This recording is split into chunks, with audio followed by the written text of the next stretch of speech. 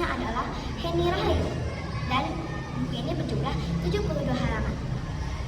Alasan saya membaca buku ini karena buku ini terlihat sangat menarik dan juga sangat jelas. Buku ini menceritakan tentang di daerah Kendari, Sulawesi Tenggara, hidup seorang pemuda tampan bernama Ohyo. Dia tinggal sendirian di sebuah gubuk di tengah hutan. Ohyo adalah petani muda yang rajin dan tekun. Ketika Ohyo sedang berjalan-jalan mengelilingi kebunnya, alangkah terkejutnya ketika ia menyaksikan banyak ampas tebu yang berhamburan di pinggir kebun dekat sungai. Hati Ohyo pun merasa kesal dan marah. Sampainya di tepi sungai, Ohyo tiba-tiba melihat ketujuh bidadari cantik sedang terbang-terbang di atas sungai. Ohyo pun berkata, "Aduhai, cantiknya bidadari-bidadari itu," ucap Ohyo dengan penuh takjub. Beberapa saat kemudian, salah satu dari mereka mengambil batang tebu milik Ohyo. Awalnya hati Ohyo sangat kesal dan marah, tetapi setelah mengetahui yang mengambil batang tebu milik Ohyo itu adalah bidadari-bidadari, hati Ohyo pun menjadi gembira. Ohyo pun berniat untuk memperistri salah satu dari mereka.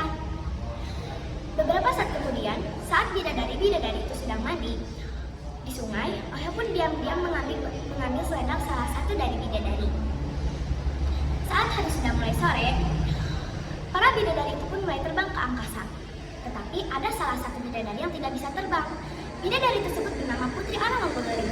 Dia sudah mencari selendangnya ke sana kemari, tapi tidak menemukannya. Ohyo pun keluar dari tempat persembunyiannya dan menghampiri Putri Anawangulering. "Kamu berasal dari mana?" tanya Ohyo.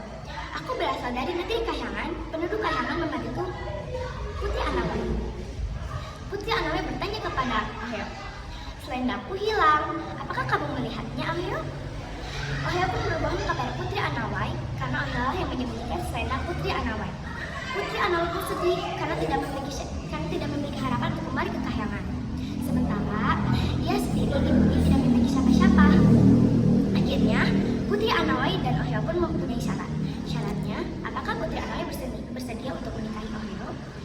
Permintaan Ohyo itu cukup berat bagi Putri, sebab jika ia menikah, ia akan semakin jauh dari orang tua dan saudarinya yang tinggal di Kahyangan. Sebelum menikah, Putri Anawai mengajukan sebuah permintaan. Jika di kemudian hari mereka mempunyai anak, maka Ohyo yang memutuskan kotoran anaknya. Setelah menikah, mereka pun dikaruniai anak laki-laki. Saat Ohyo sedang sibuk, tiba-tiba si anak buang air besar. Istrinya sudah memanggil beberapa kali Ohyo, tetapi Ohyo menolak, bahkan meneriaki istrinya untuk membersihkan kotoran anaknya. Putri Anawai pun sedih dan Putri Anawai pun menyaksikan pemandangan alam di sekitarnya. Pandangannya melihat ke angkasa dan dia rindu ingin kembali ke Kahyangan. Tiba-tiba Putri Anawai melihat selendangnya milik Henry. Ia mengira pasti selama ini suaminya lah yang menyembunyikannya.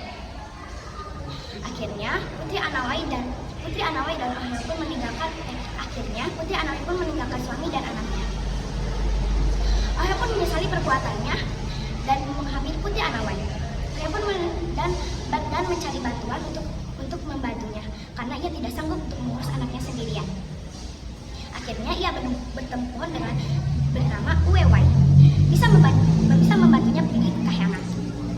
Akhirnya saat tiba di Kahyangan, Ohyo pun melihat istana yang sangat megah.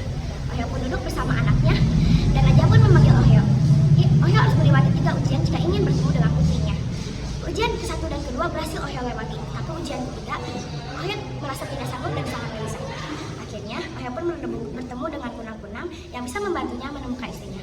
Akhirnya Ohyo pun menemukan istrinya dan hidup bahagia di bumi. Sekian dari cerita saya. Wassalamualaikum warahmatullahi wabarakatuh.